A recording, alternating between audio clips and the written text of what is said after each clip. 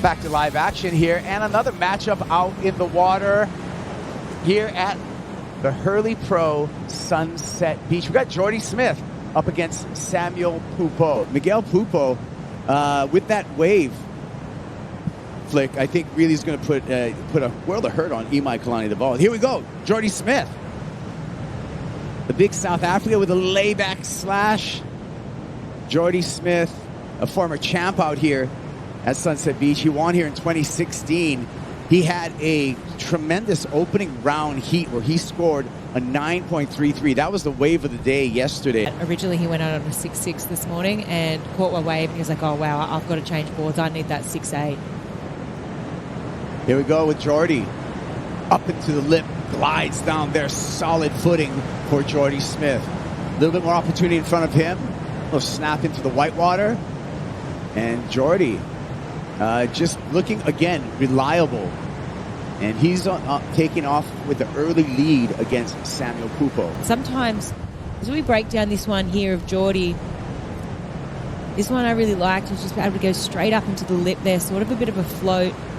A little bit caught behind here, just trying to get to this second section, and finishes off with that carve, but it's non-stop. These guys are just paddling and paddling, trying to reposition, and yeah, they're on the treadmill today with their arms. Here we go with Jordy Smith. Foam on the face, no problem. Tucks into a white barrel, and Jordy not able to punch his way out of that. Previous score for Smith, he did improve upon his scoreline with a 4.83. This happened in the break flick. This was a 6-point ride for Samuel Pupo. Yeah, so Sammy just, wow, that first turn, just so crisp there, really laying that board on rail. 2 turns in succession here. Barry Kanaiopuni, BK, won the Pro Class Trials back there, one of my favorite Sunset surfers. Mark Warren, another good friend, won the Smirnoff Pro in 1976. Maybe it was smart, maybe it wasn't, but here's another look at it. There was some restraint on this wave. For sure. I mean, I think the wave itself sort of let him down a little bit as well. I mean, it kind of probably did what John was talking about, but by the time he took off, yeah, this looked really, really nice to me. It was a really tall wave. You can see he's waiting for this section here, but wow, just really showcasing that power that Jordy has and why he has such a good relationship with this wave. Just 3 big, beautiful carving maneuvers, and wow, that score, I think it's got to be a big score. I mean, you can just see how much that rail is just buried right there. There's the score, 7.33.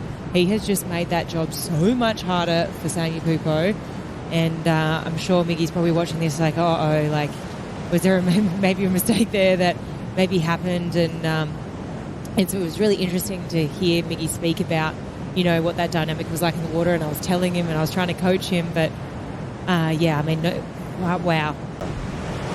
Sammy Pupo, long downturn here, aiming for the lip, bounces off the lip, and times it with a little bit of the reverb coming off the channel. Sammy needs a 6.17. The celebration of the channel tells me that he thinks that he got that number. What do you think, Flick? Here we go. Let's have another look.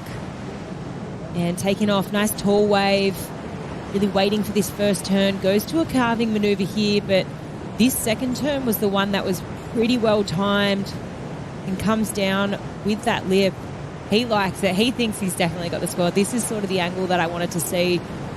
And just see that first carving maneuver. Just wanted to see how critical that turn was. And he really did hit the lip pretty hard there on that last turn. So Jordy Smith on through. Taking a break. We'll be back. Stick around. Ethan Ewing versus Kelly Slater.